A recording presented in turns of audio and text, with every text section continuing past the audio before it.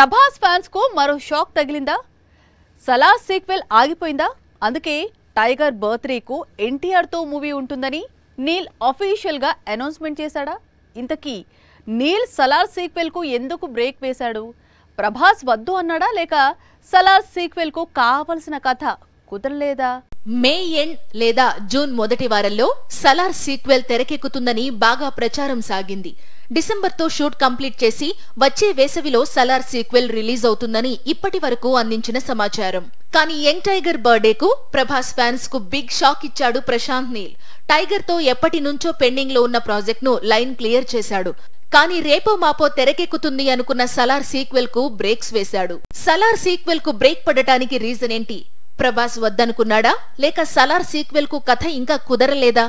Future లో అయినా Salaar sequel ఉంటుందా? ఇలాంటి డౌట్స్ ఇప్పుడు పాన్ ఇండియాను షేక్ చేస్తున్నాయి. అయితే ఎన్టీఆర్ తో మూవీ తర్వాత ప్రశాంత్ నీల్ సలార్ సీక్వెల్ తెరకెక్కిస్తాడట. ఈలోపు రాజాసాబ్ తన చేతిలో ఉన్న చిత్రాలు అన్నిటినీ కంప్లీట్ చేస్తాడట.